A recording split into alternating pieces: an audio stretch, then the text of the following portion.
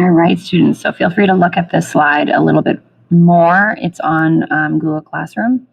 You're going to create a value scale and a sphere. So you're going to be choosing a fruit or a vegetable that you're going to be painting for the next project. I'd like you to try to use colors that you would find in your fruit. So I'm doing a lemon, so I chose yellow, brown, and black to shade with. I'm using just my coffee mug to help me trace a sphere, so feel free to use an object to help you trace that, that circle on your paper. You can also freehand it.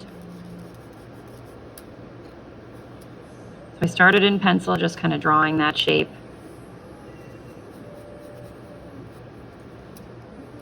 And then I'm going to shade it using watercolor pencils. I'm kind of looking at the colors on my, my lemon to figure out what colors I'm going to use. So I'm going to start with a yellow.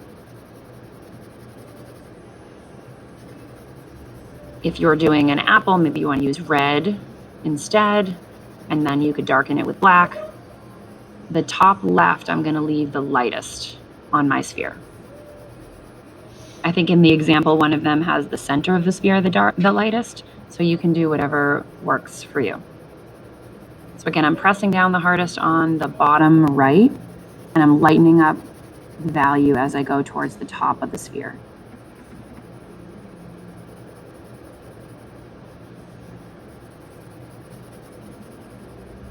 So just by changing the pressure of your watercolor pencil, that can help create value. But that's not the only thing, as you know from the exercises that we've been doing.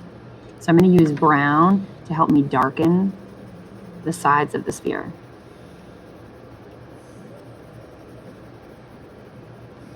There's people leaving in the hallway, so that's why it's kind of noisy.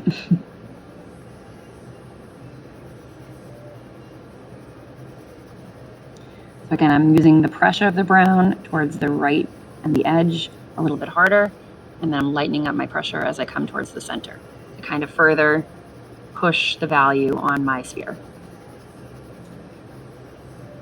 So darker on the edges, lighter toward the top left or the middle.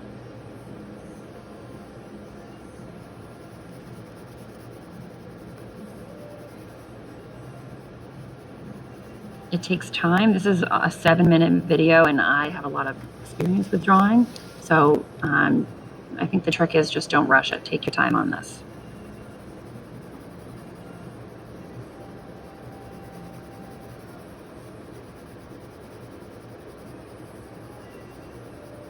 And I'm going back in and kind of going a little bit darker.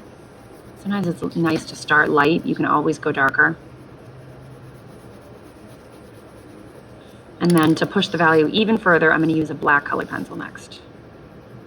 Working in from the edges, pressing down a little bit harder towards the edge of the sphere.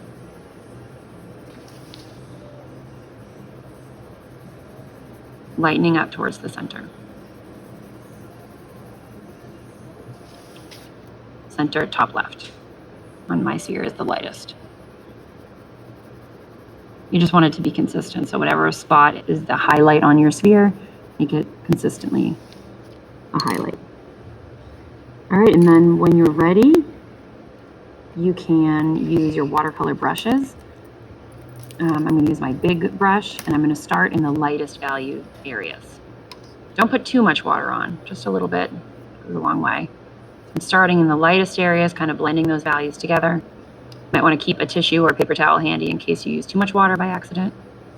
Kind of blending out towards the darker values.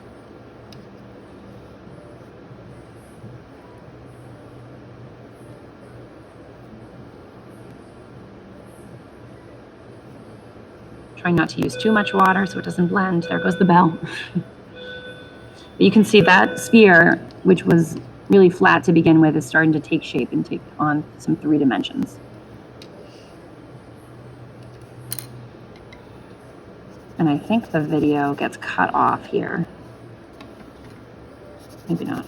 So I'm going to create a value scale at the bottom of my sketchbook. You can do it anywhere in your sketchbook, towards the top, the side, the bottom.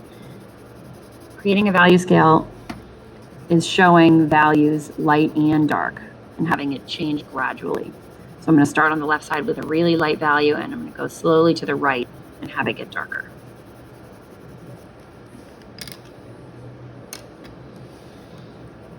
We usually start a unit with a sphere and a value scale, just so you can kind of get the hang of showing a variety of values within your final project when we get to it.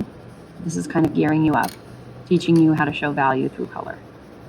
I'm using a little bit of brown on the right side, and I'm even going to put in a little bit of black too, and I'm lightening up.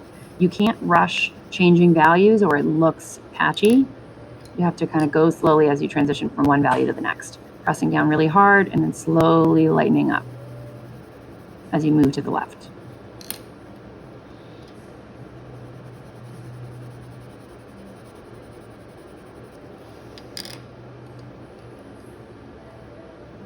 So that's kind of a nice range, and then I'm going to start blending the values, going from light to dark.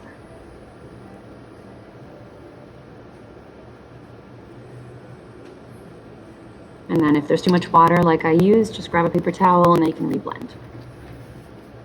So that's pretty much it, you guys. When you feel ready, get out your sketchbook and create a sphere and a value scale.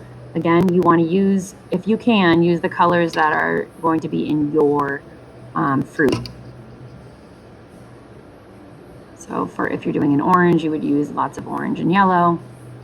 Have a great day, you guys, and upload your work when you're done. Just do your best.